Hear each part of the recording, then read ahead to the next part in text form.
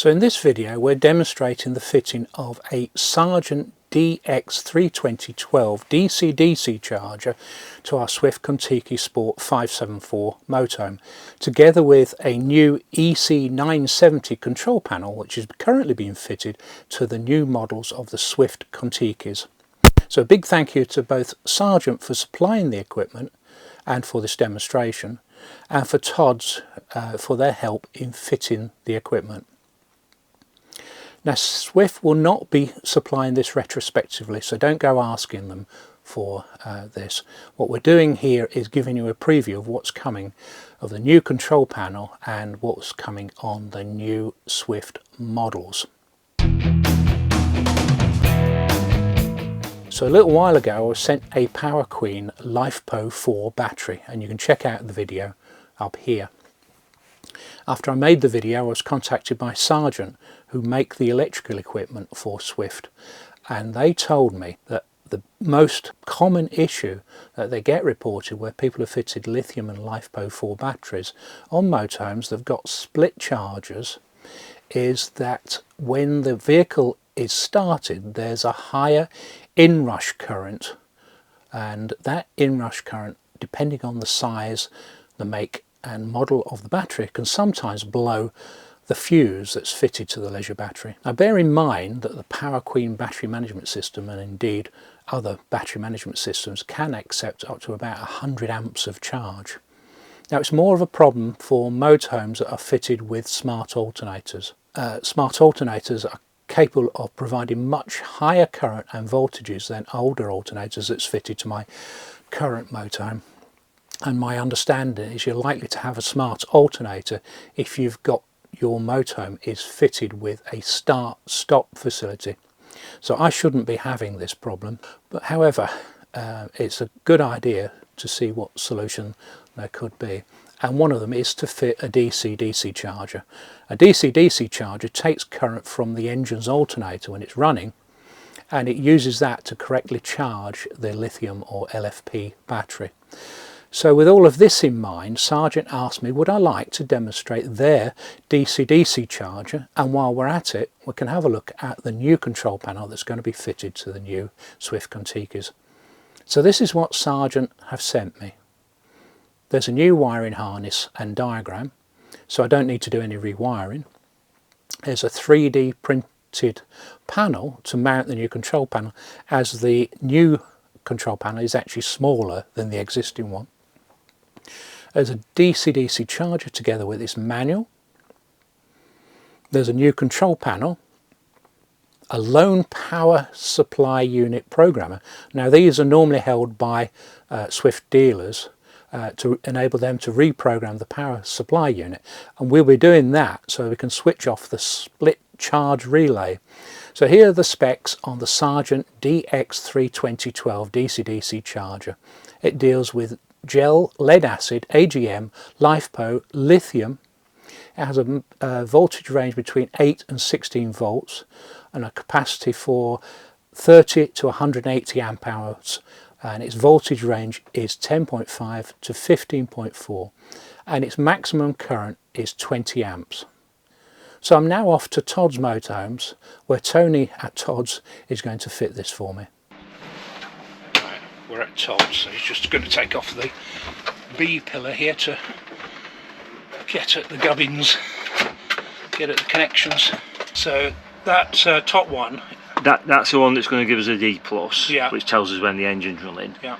And this one's the vehicle battery to the PSU. Yeah, right. So that's what's going to supply the leisure battery with power Okay. when they're charging. Gotcha. Just need to get those off, and they're always fiddly, those Yeah. flaming connectors. That's it. Okay. Just going to take that panel off there that I had to remove to get the table fitted, so you can look at my wonderful joinery skills.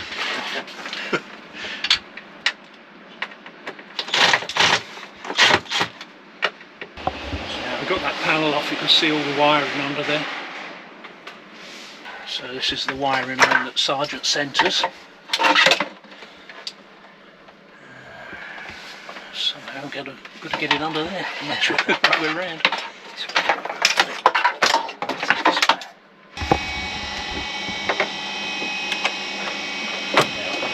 a little bit of a cab because I can't get the plug through that gap there. Fiddly things to get out.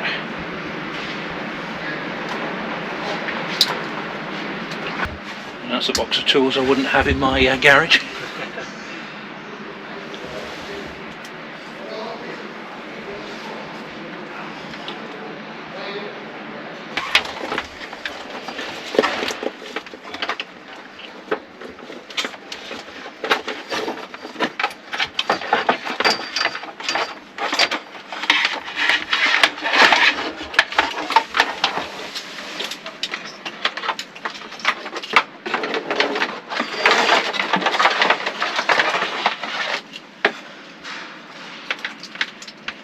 Sure we've got the plugs that we need inside, because the DC-DC is going to go in here.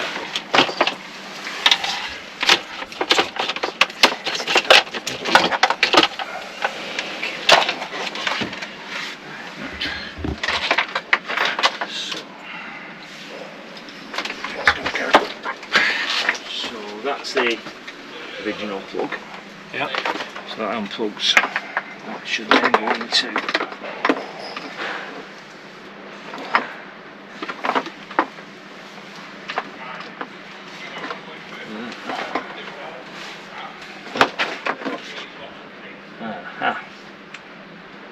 they've pinned it wrong. Oh no. Right, I can sort that. Give me the wrong pins. So that's correct. So that should go into there. That should be sockets in there. And then that will go back into there, which is correct. Well, okay. Yeah, what's happened here is the wiring loom, they've put pins in both the plugs. There should be sockets or the other way around, I'm not sure now. So he's going to have to re-pin those plugs. What a pain. I'm so glad I didn't start doing this myself. Wow. So he's having to take these pins out, cut the pins off. The pins? Yeah, the pins, yeah. Yeah, put put sockets sockets on. on.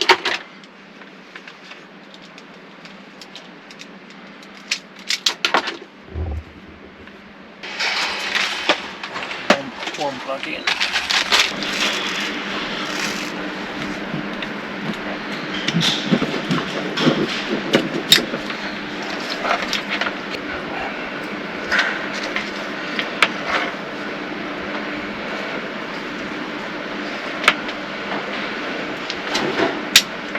Right.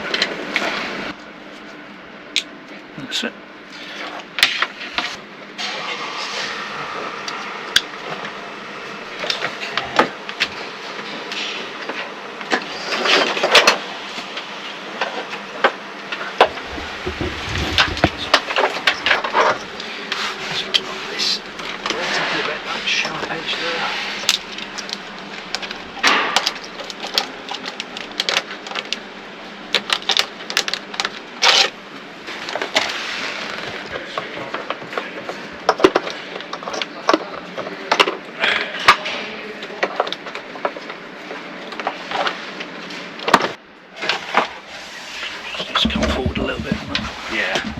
Take this out and I can Screw it onto it, yeah, it's going to be better. Yeah, so this is the DC-DC. He's just going to get some screws, so he's going to screw it to this panel here. There's some switches on the side there, you can just about see them, and that's for setting the battery type. We've already set that for an LFP battery. It's already comes pre-wired with the connections for the plug. Now he's done all the wiring ready for it, so just need to get that screwed to the wall, and then we can just reprogram the control panel. At least we know it's working then.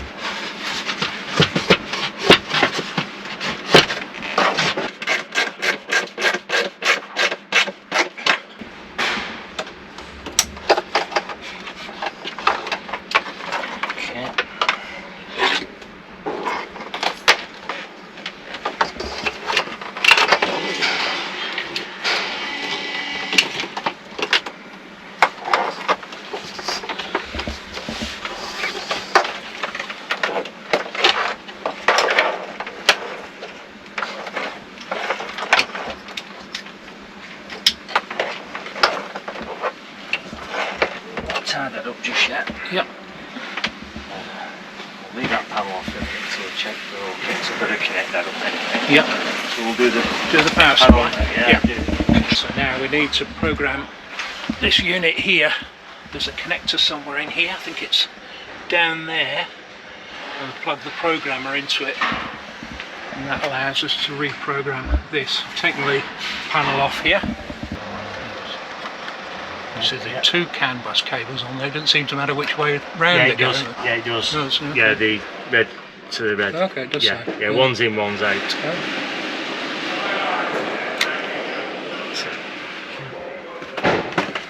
Yeah, so the new panel is actually smaller than that hole, so it's given us a 3D printed thing. So that's a little red programmer thing. You said it's a bit fiddly to get that thing It is. plugged in there.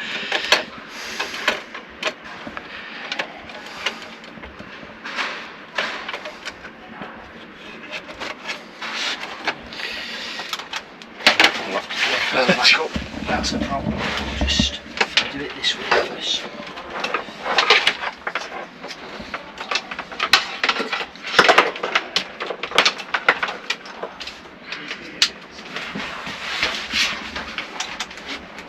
There we go. So choose which one we want. Two. Two. Did not have two on Did it. not put two in. Let's go through. Unless you put it at the end. Yeah, Right at the sure, end. I just worried then.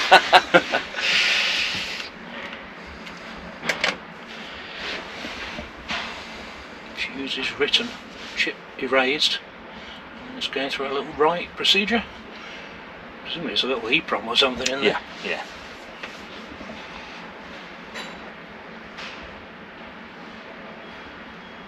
Don't touch that charger switch. Remember we had problems with that charger switch? Has it been okay since? I haven't touched it, so Jason, don't touch that. Okay. Okay. Here now. Oh, it's popped. Did that happen then? Wow. It's got a bit warm. The fridge fuse got a bit warm. Is it warm or is it actually popped? That's pre-fried, isn't it? Yeah. Wow. Didn't know that. Okay, I don't like that then. Right, so that's the 3D printed panel that we're going to use to cover up that hole. Hopefully.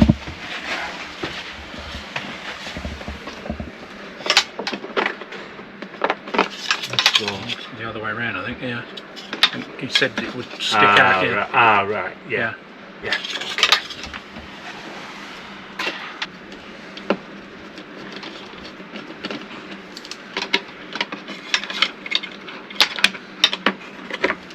Actually, it doesn't look too bad.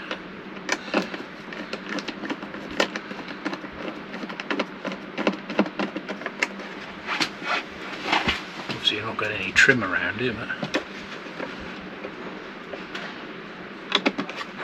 we'll see. It's really to give us an idea of what the new control panel looks like.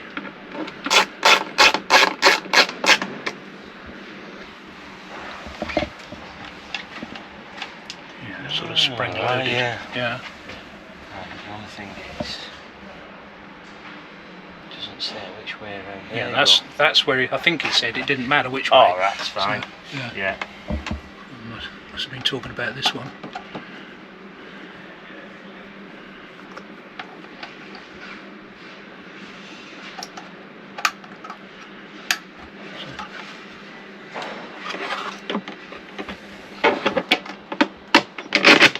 That's it, okay.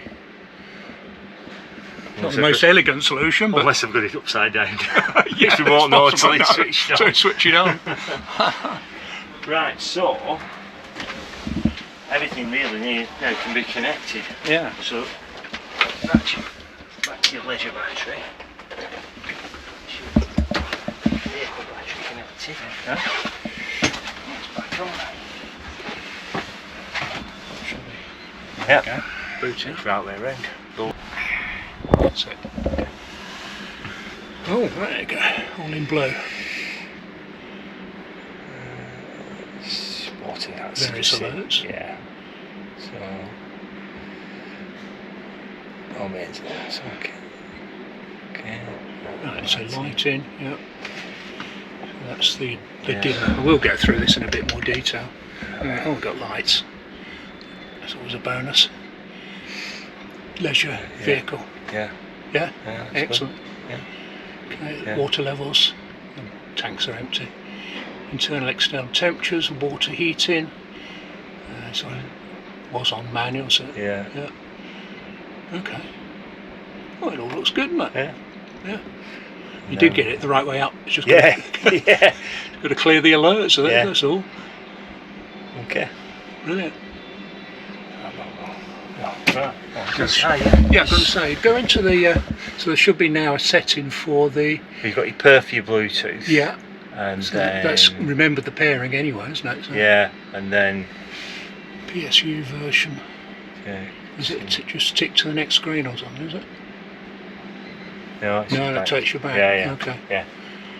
So you hold that then, presumably to get to the extended menu. Yeah. There we go, so you can set up the heating and etc. Right, cooling, fridge is domestic. Fridge is domestic, yep. Yeah. And no trailer control. Okay, vehicle type, motorhome, Swift vehicle. Yeah. Yeah.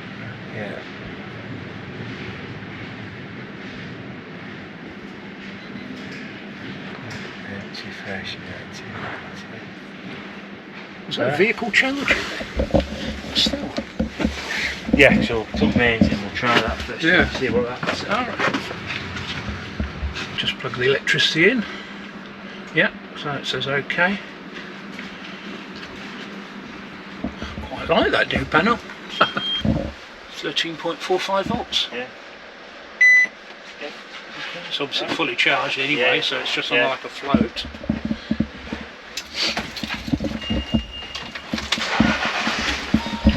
Okay, so the different lights on there now. So vehicle battery charging, fill, I think it says. That's alright. Yeah, so the little so 3 lights on there. 13.56. Yeah. Excellent. Alright. All is good. Yeah, just got to get this trim back here.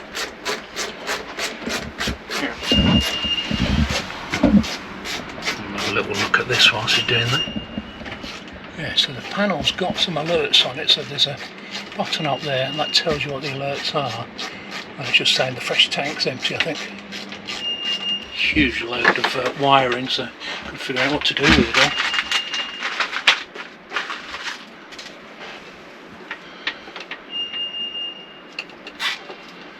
Normally you wouldn't get that much wiring in a van, they wouldn't. They want to save a bit of money with wiring, wouldn't they? Yeah, a bit of weight. Yeah. It's 2 fuses now, you've still got the original. Yeah, still got the original fuse, So that's your battery to battery fuse. Right, okay. As well. Yeah. So if it blows any fuses, it would blow the battery to battery first. I would have thought so, yeah. That's, yeah. But that was the original fuse, was the one it was in danger of blowing. Yeah. But thinking about it, it's not got a smart alternator, as I think I said on the video earlier. Oh, right. So it shouldn't do it, but yeah. That's what you need to do. Stop start, no, that's right. So it seems to be the newer ones have got stop start. Yeah. I'm just wondering whether to put a P clip. Yeah, it could just be neat, wouldn't it? Yeah. Yeah, just I don't want it. No.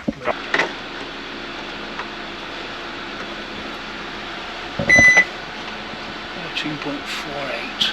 Yeah, it's going up. Yeah, and there's 2 lights, 2 top lights, and then bottom one flashes. Yeah. Okay. Yeah, alright. So this is the main screen that you get to when you switch the power on. And obviously to switch the power on, you've got a power button there. You get a slightly dimmed out screen for a while, that goes off after a while, but if you want to switch it on, just tap in the screen and on it comes. So the main functions are there: lighting, power, water, environmental, heating, and fridge. There is one grade out there, and that's the air conditioning, which isn't fitted to this van. So if you want to get into any of these, just press the button and you've then got the menu. If you want to then look at some of the other functions, you can use the right arrow and it will take you to this one, to the power, to the levels, to the environmental area, to the heating area, and to the fridge. And that's all of those functions accessible via there. I'm going to look at these in a bit more detail. We'll start with the lighting. So in the lighting, we've got, first of all, on this side we've got dimmers, and we can dim the lights there. We can switch them on. A bit too bright, isn't it? We can switch the awning on. That dimmer there is the front lounge, and that dimmer there is the bedroom. Next screen is the charging. There's quite a lot going on here. On the left hand side you've got the leisure battery, and on the right hand side you've got the vehicle battery. Gives you an idea what's happening to those batteries. You can see on the leisure battery it's being charged, and it looks like it's actually coming close to being charged because there's nothing going into it. On the top, that's solar. That little sun symbol there tells you if you're getting any solar. It's middle of, well, end of November. We're not getting much solar in the drive. We're plugged in on mains, so the little Z symbol is mains, and that tells you that there's something going into what it calls the load. That's the caravan part of the motorhome. We can switch between leisure battery and vehicle battery by pressing that or pressing that, and it will switch whichever one becomes the master then. So if your leisure battery is a little bit low and you know your vehicle battery is alright, you can switch to it. Normally you'd leave it set to leisure battery, you wouldn't need to change it. And these don't actually do anything, those looks like you select them. Nothing else happens on there either. But you have got, if you notice, you've got another arrow there, and that takes you to like the sub menu of the mains. It sort of tells you what the capacity is based on how many amps you're using. I'm currently using 10 amps. Below it you can set a limit, so that allows you to limit the amps. Now if I start to put that down, it says you're using 76% of the capacity. Put it down to something like that, you've used more than you can. And now what will happen is it will cut the power to the heating, so you get no heating if that happens. So if you're on a 6 amp hookup on the continent, you're only going to be using that, and it will limit the amount of power you can use for heating. You can switch to gas on the heating if you want to, but not on most UK sites. You're either going to find 10 amp or you're going to find 16 amp. So it gives you an idea how much you've got left, if you like. And it tells you the current that it's using, and when the heating kicks in, it obviously uses more current. And that takes you back to the screen. These arrows sort of take you in a little circle. Next screen, that's the water screen. I've got nothing in the fresh water or the wastewater tanks at the moment. And a couple of things of interest here. Obviously it tells you the level, but you've got tank heaters there if there was water in there. If it's 15%, I think it is, that heater will keep the tanks heated, or they put a little bit of heat into them to stop them freezing. So that's very useful in the winter months. Obviously I've got no water in there at the moment. That switches the pump on. There's a bit of gurgling because there's very little water in there. These are the drain function. Now they've changed this from the previous version where you had to confirm it, and if you want to drain the tank, this one is the freshwater tank and that one's the wastewater tank. You just press them on or off, which is a bit better. Very simple to use. Next screen gives you an idea what the temperatures are inside. Balmy 13. I've had the heating on for a little while now, it's warming up a bit. Humidity inside and the external temperature. It was -3 this morning, but it's now 0. Next screen is the heating. This is probably the most complicated screen you'll be looking at here. And what you've got on here is the actual air temperature, and that symbol there, it tells you that's from the heat, what the result of the heating, if you like. I've currently got it on manual. You notice the mode, you have 3 modes there. You've got off, which surprisingly enough switches the heating off.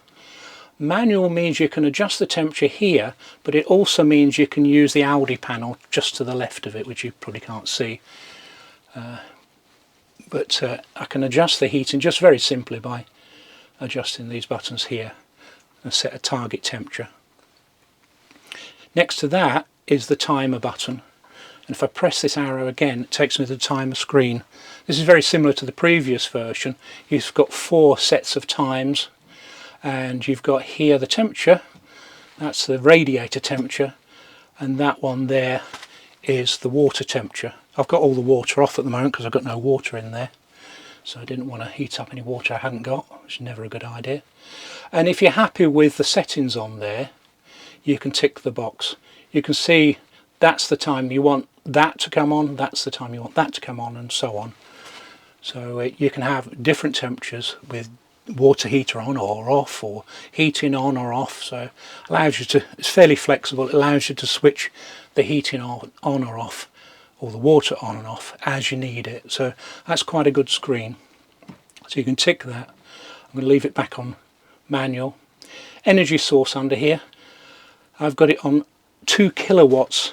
The 2 stripes here are to tell me that I've got 2 kilowatts of electricity being used for the heating. That one switches the gas heating on, so I can have 2 kilowatts and the gas, or 3 kilowatts and the gas, or electric off and just the gas.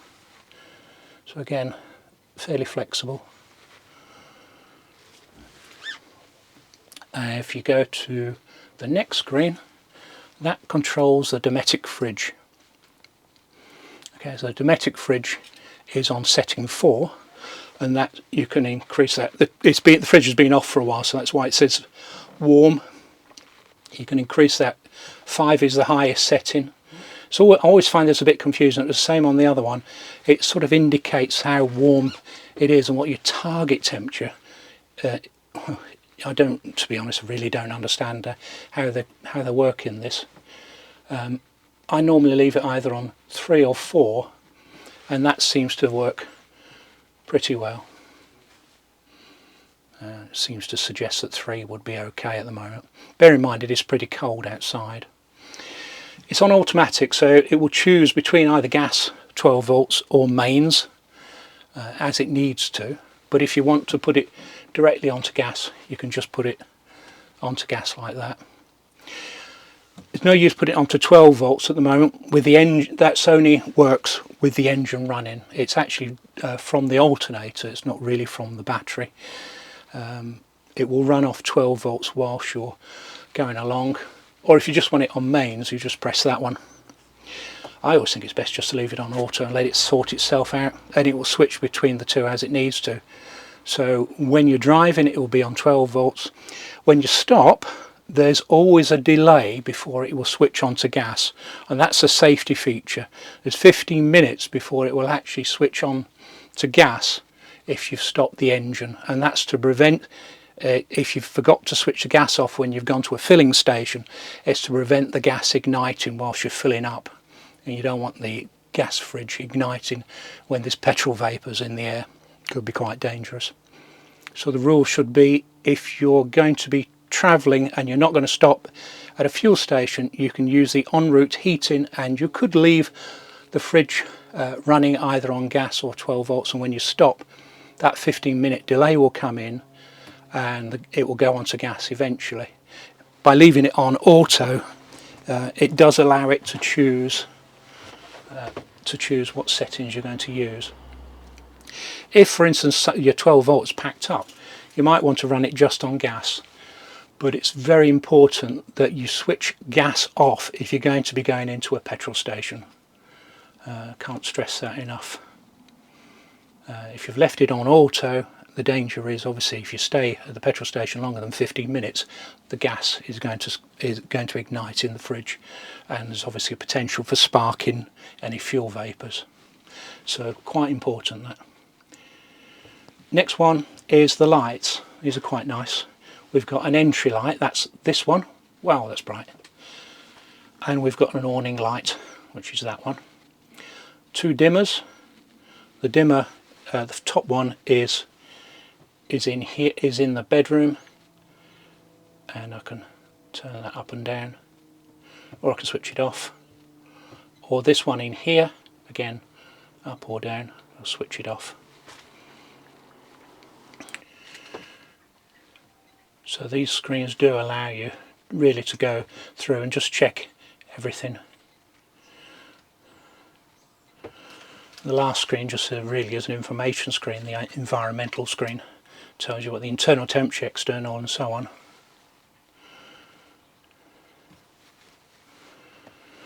So that's the main screen. It's worth pointing out what they've done here. Two additional symbols you can see at the top. Start with this one here first. That's any alerts that you've got. Now the alert I've got at the moment is I've got no fresh water in there. Yeah, they've got bell symbols next to them, so if there is a beeper going off you can actually just silence that by hitting the bell icon. So in the alert screen you'll also notice quite a few of these screens have a little helpful icon on there, and you don't need to watch a video to find out what you need to do here. So it tells you what all these alarms are about, so if the battery is low or if there's no battery alerts. And each one of these pages, every page has got a help screen. Isn't that good? It's telling you about the fridge. The next screen telling you a bit more about the level, how to change it. You've got frame heating. I don't think ours has got frame heating. And back to the main screen. So every time you want to find out what something does, like obviously on the the heating, probably. Well, let's look at this one, see what it says there. So it gives you an idea of what this is all about. Tells you what battery and so on. So it's a really useful, helpful screen, that. Very impressed with that. And about the water. And environmental controls.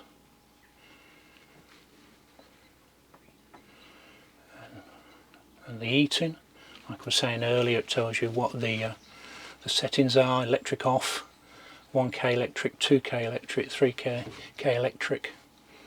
Select the button to select gas power source. Set the temperature. A bit more on the screen. It tells you to set the water temperature, turn water heater off, water temperature 50 degrees. Boost sets the water temperature to 65 degrees. It says any manual adjustments made to air or water settings will override timer settings until the next event occurs. I'm not going to go through every screen, but I am very impressed with that. Very useful. You don't need to get the manual out to figure out how to use this. Going back to the home screen, if you press this gear icon, that gets you into the user settings and the various things you can change in here. So on the top you've got the key beep, so that's obviously the beep when you press a button on here. You've got the lighting mode, and that's set to lights and dimmer. You can have it just lights only or no lighting mode.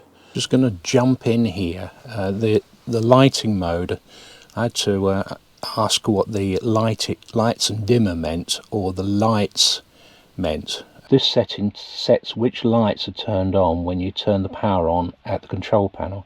Swift no longer have a master lights on or off button, so the main lighting feed always turns on. But if you set the setting to lights and dimmer, you should find that the dimmed lights also come on with the power button. You've got water alarms, so you can have water alarms on or off. So that's useful actually if you don't want it always reminding you that you've got nothing in the tank. I'm going to leave that on for now. You've got the backlight time, that's how long the light on this LCD screen stays on for. You can adjust that. What, 30 seconds, or might be a bit too much. We'll put it on for 5 minutes. You've got the LCD brightness, so that, you know, dims this screen. I'll leave it on about 70. We'll see how we get on with that. You've got the key beep, so that's back to where we started. And just under there is the pairing with a mobile phone.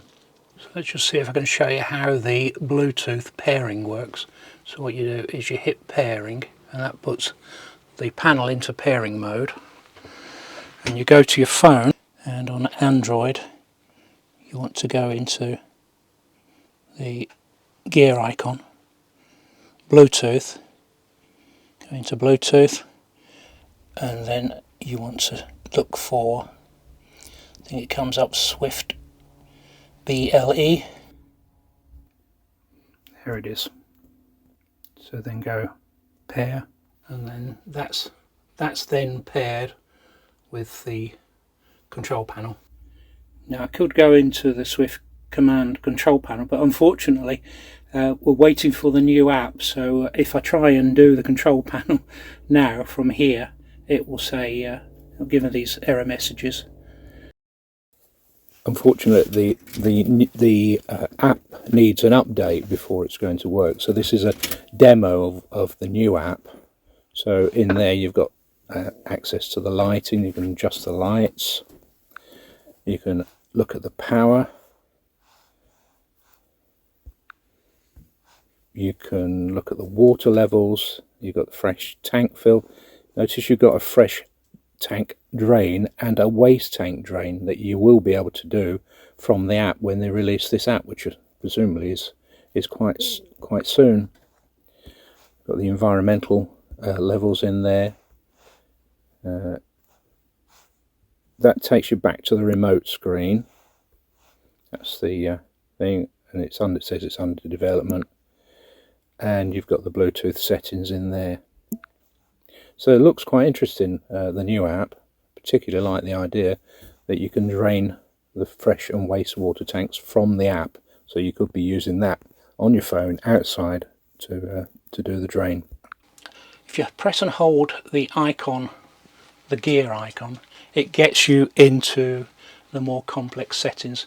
Now I have to say, please don't alter any of these without knowing what you're doing. I just really wanted to show you some of the new features that are coming with the new vans, and indeed with this control panel. So on the left hand side we've got a menu and a sub menu and a sub menu. On the right hand side are some of the what are called CAN bus or CI bus controlled items. So heating, we haven't got air conditioning, we haven't got cooling, we've got fridge, and we haven't got automatic trailer control because we're not a caravan. But if you look at each of these categories, so start with vehicle, and under vehicle is the vehicle type, and if I look at vehicle type, I'm set to motorhome, Swift, different settings here, make sure that one's on motorhome, Swift. I've got logo, that's preset to Swift obviously because this is designed by Sargent for Swift. How it detects the engine is running, it detects it through a lead off the alternator called the D+ lead, so I'm not going to change that. It tells you where the temperature sensor is, it's inside the power supply unit. There's an en route setting. Now en route is what I was saying about earlier with gas. If you've got a gas protection system, a crash protection system with the gas, you can turn this on or off. The next one is whether you've got a step fitted. I haven't got a step fitted, so that's set to not fitted. Whether you've got step automation, so that would be when you set off to make sure the step retracts, or when you arrive, and how long it takes. This one's important for the tracking because it triggers when the tracker starts, and you can choose between whether it's triggered by the engine or an alarm. Now for motorhomes it's going to be defaulted to engine, because when the engine when the vehicles move without the engine starting, the tracker would be triggered. Conversely, if the engine is started, the tracker won't be triggered, because obviously they've got the key. We've had the tracker alert us this morning when we disconnected the battery, because it detects a low battery alarm.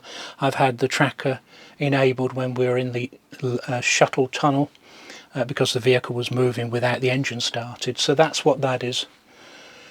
Next one, back to where we are on that category. So that's the end of vehicle category. Lights. Now I wouldn't bother changing this, but that's the LEDs, how they're dimmed. I'm going to leave it on normal, but there are choices between high and low dimming. Next setting in here is the awning light automation, so you can choose to have it on or not. You can have it when you lock the van or when you unlock the van. So when I unlock the van, the awning light will come on.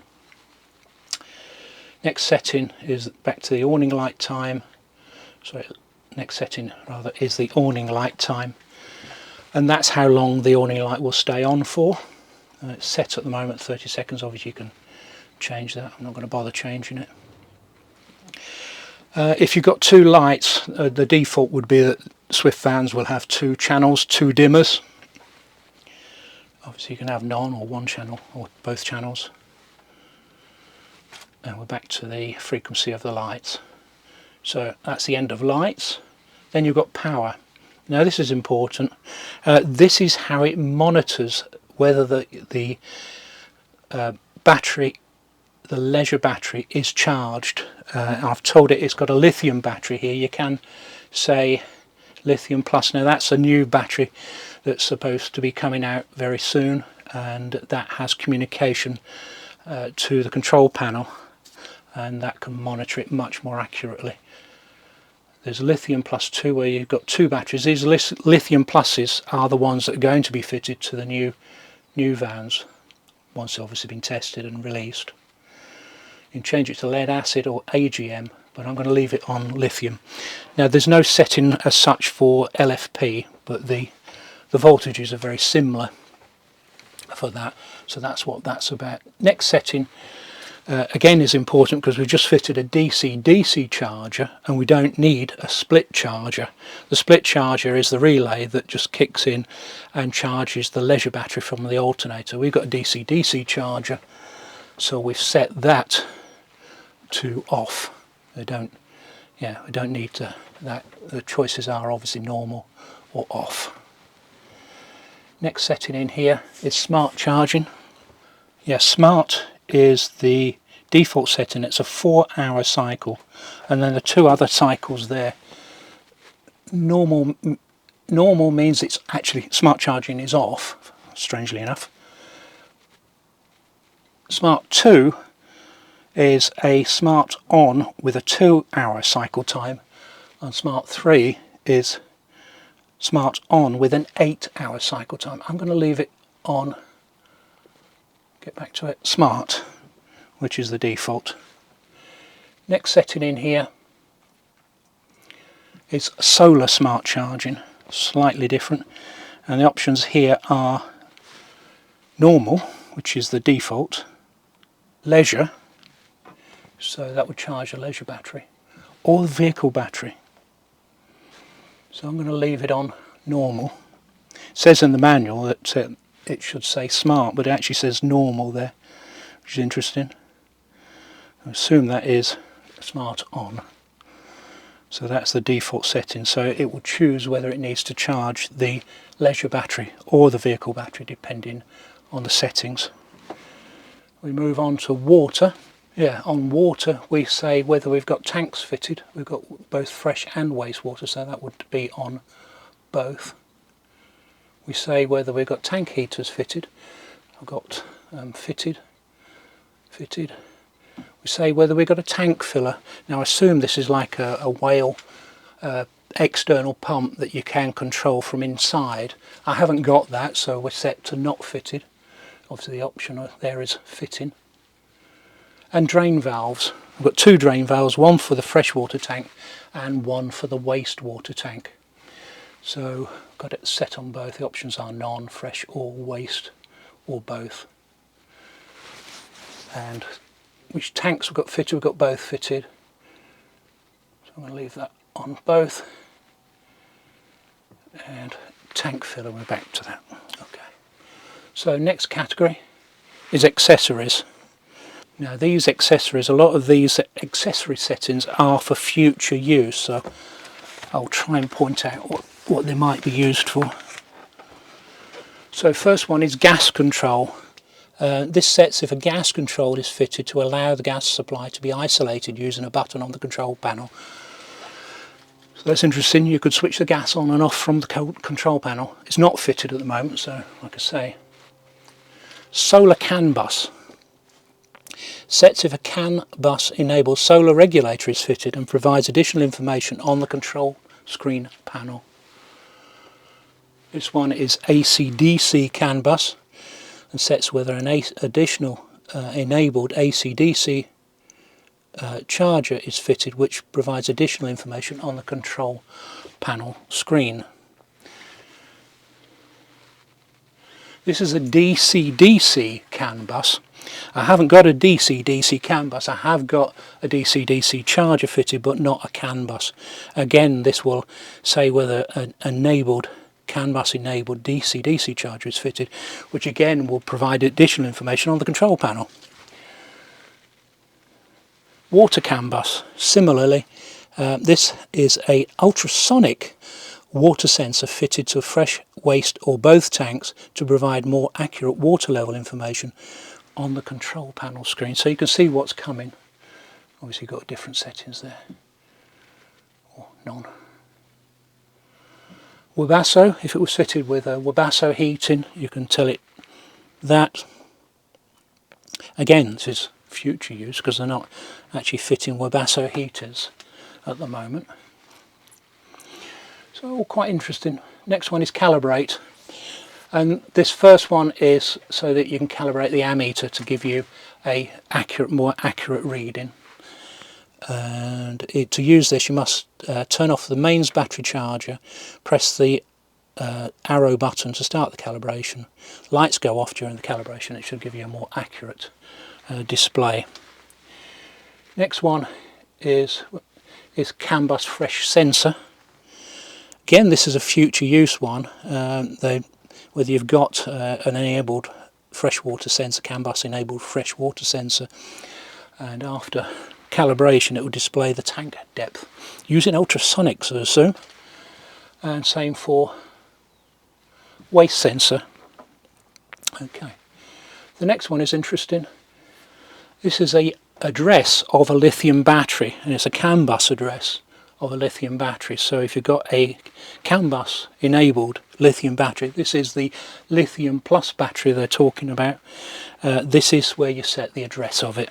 Yeah, so that's the advanced setting. If you've made any changes in there, you hit the tick button. Just in case, I'll press the cross button. So I've not made any changes. So that's it. I'm very impressed with the new screen, new control panel.